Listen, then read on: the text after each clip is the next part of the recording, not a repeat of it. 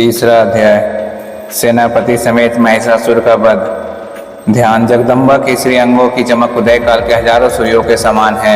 वे लाल रंग की रेशमी पहने हुए हैं, उनके गले में मुंडमाला शोभायमान है, दोनों स्तनों पर लाल चंदन का लेप लगा हुआ है। वे अपने कर कमलों से जप मालिका विद्या अभय और वर नामक मुद्राएं धारण किए हुए हैं। तीनों नेत्रों से सुगभित मुख कमल में भारी शोभा हो रही है। उनके मस्तक पर जन्मा के साथ रत्नजड़ित मुकुट बंधा हुआ है और वो कमल के आसन पर बैठी हुए ऐसी देवी के मैं भक्ति पूर्वक प्रणाम करता हूँ। ऋषि बोले, असुरों के सेना के इस प्रकार से तहस नहस होते देख महादेव सेनापति चिचुर क्रोध में भागकर अंबिका देवी के ऊपर इस प्रकार बाणों का बौछार करने लगा जैसे बादल मेरुगरी शिखर पर पानी की धारा बरस रही हो। तब देवी ने अपने बाणों से उनके बाण समूह का न्यास ही काटकर उनके घोड़ों और सारथी को भी मार डाला। साथ ही उसके धनुष से अत्यंत ऊंचे ध्वजा को भी तत्काल काट गिराया। धनुष के कट जाने पर अंगों का अपने बाणों से बीन डाला। धनुष रथ घोड़े और साथी के नष्ट हो जाने पर असुर ढाल और तलवार लेकर देवी की ओर दौड़ा। उसने तेज धार वाली तलवार सिंह के मस्तक पर चोट करके देवी की बाएं भुजा में बड़े वेग से प्रहार किया। राजन देवी के बाहों पर पहुंचते ही तलवार खंड खंड होकर गिर पड़ी। फिर तो क्रोध की लाल आंखों में किए हुए राक्षस ने शूल हाथ में लिया और भगवती भद्रकाली के ऊपर चलाया। वह सगुन शूल आकाश में गिरते हुए सूर्य मंडल के भांति अपनी तेज से चमक उठा। उस शूल को अपनी ओर आते देख देवी ने भी शूल से प्रहार किया।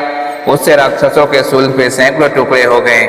साथ ही महादैत्य चिचोर की धज्जियां उड़ गई और वह प्राणों से हाथ धो बैठा। महिषासुर के उस परकर्मी सेनापति चिचोर के मारे जाने पर देवताओं को पीड़ा देने वाला चामर असुर हाथी पर चढ़कर आया। उसने भी देवी के ऊपर शक्ति का प्रहार किया, किंतु जगदीमा ने उसके और हुंकार से हाथ करने से होकर तत्काल पृथ्वी पर गिर पड़ा। शक्ति को टूटा देख चामर बड़ा क्रोधित हुआ। अब उसने शूल चलाया, किंतु देवी ने उसे भी अपने बाणों से द्वारा काट डाला। इतने में ही देवी के सिंह उछल कर हाथी के मस्तक पर चढ़ बैठा और उस दैत्य के साथ खूब जोर से साथ बाहु युद्ध करने लगा। वे दोनों लड़ते लड़ते हाथी से पृथ्वी पर आ गए। अत्यंत क्रोध में भरकर एक दूसरे से बड़े भयंकर प्रहार करते हुए लड़ने लगे। तत्पश्चात सिंह बड़े वेग के साथ आकाश की ओर उछला और उधर से गिरते समय उसने पंजों की मार से चामर का सिर धड़ से अलग कर दिया। इसी प्रकार उधर भी शिला और बच के आदि भी मार खाकर रणभूमि में पृथ्वी के हाथों से मारा गया और कराल के भांति मुक्कों के धापा की चपेट से धाराशाही हो गया। क्रोध में भरी हुई देवी ने गदा की चोट से उदित कचूमर ही निकाल डाला। भिंदी पाल से 22 काल तथा बाणों के तांबे बंधक की मौत को घाट उतार दिया। तीनों नेत्रों वाली परमेश्वरी ने त्रिशूल से उग्रगस उग्रगिरी तथा महाएनु नामक दैत्य को मार डाला। तलवार की चोट से बड़ाल नामक वस्त्र को भी धड़ से अलग कर दिया। विधुर की इन दोनों को भी अपने बाणों से मृत्यु लोक में भेज दिया। इस प्रकार अपनी सेना का सर्वनाश होता देख महिषासुर ने भैंसों का रूप धारण करके देवी के गणों को त्रास देना आरंभ किया।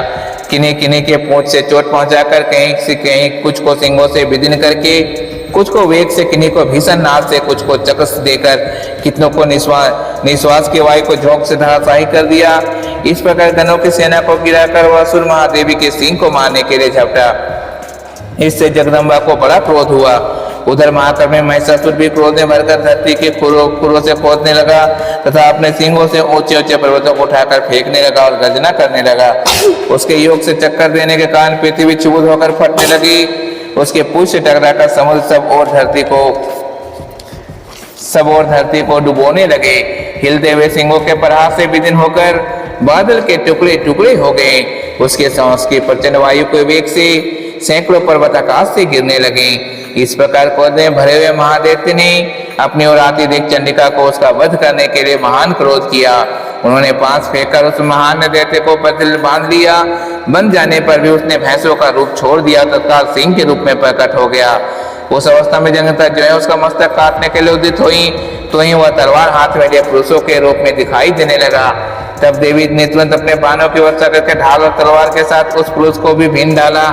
इतने में ही उसने महान गजराज का रूप बना लिया। तब अपने सुंड से देवी का विशाल सिंह को खींचने और गर्जना लगाना, खींचते समय देवी ने तलवार से उसकी सूंड को काट डाला। तब महादेव ने पुनः भैंसों का शरीर बना लिया और पहले ही भांति जड़ चेतन सब प्राणियों सहित तीनों लोगों को व्याकुल करने लगा।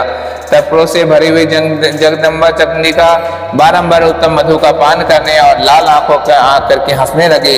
उधर वह बल्लभ प्राणायाम के मत से मत होता और राक्षस अपने सींगों से चंडी के ऊपर पर्वतों को फेंकने लगा। उस समय देवी ने अपने बाणों के समूह से उसके फेंके हुए पर्वतों को चूर्ण करती हुई बोली। बोलते समय उनके मुख से मधु के मत से लाल हो रहे थे और वाणी लड़खड़ा रही थी। देवी ने कहा, ओ मूर्ख, मैं जब तक मधु पीती हूँ तब तक तू क्षण भर के लिए खूब गरज ले।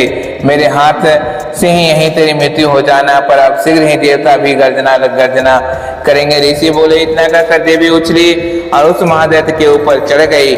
फिर पैर से उसे दबाकर उन्हें शूल से उसके कंठ को आघात किया। उनके पैरों से दबा होने पर भी महिषासुर अपने मुख से दूसरे रूप में बाहर होने लगा। अभी आधे शरीर से वह बाहर निकल नहीं पाया था कि देवी ने अपने प्रभाव से उसे रोक दिया। आधा निकला होने पर भी वह महादैत्य देवी से युद्ध करने लगा। तब देवी ने बहुत बड़ी तलवार से उसका मस्तक काट गिराया। फिर तो हाहाकार करते हुए दैत्यों की सारी सेना भाग गई तथा संपूर्ण देवता अत्यंत प्रसन्न हो गए। देवता ने दिव्य महर्षियों के साथ दुर्गा देवी की स्तुति की। गंधर्वराज गान करने लगे थे तथा अप्सराएं नाचने लगी। इति महिषासुर वध नामक 3रा अध्याय समाप्त। नमो नमो दुर्गे सुकर्णी, नमो नमो अम्बे दुखहरणी। निरंकारी है ज्योति तुम्हारी, तीहों लोक फैली उजियारी। शशि ललाट मुख महाविशाला, नेत्र लाल विकृति विकराल। रूप माता को अधिक सहावे, दरस करत जानति सुख पावे। तुम संसार शक्ति लय की ना, पालन हेतु अंदन दीना। अन्नपूर्णा हुई जगपाला, तुम ही आदि सुंदरी बा। प्रलय काल सब नाशनहारी, तुम गौरी शिव शंकर प्यारी। सुयोगी तुम रे ब्रह्मा विष्णु तुम्हें नित्य धावे। धूप सरस्वती को तुम धारा, दे सुपदे ऋषि मुनि उबार। रक्षक को अम्बा, परगर होए भाग कर खम्बा। रक्षा करी प्रहलाद बचा, हिरण्यकश को स्वर्ग पठायो। लक्ष्मी रूप धरा जगमाही, श्री नारायण अंग समा।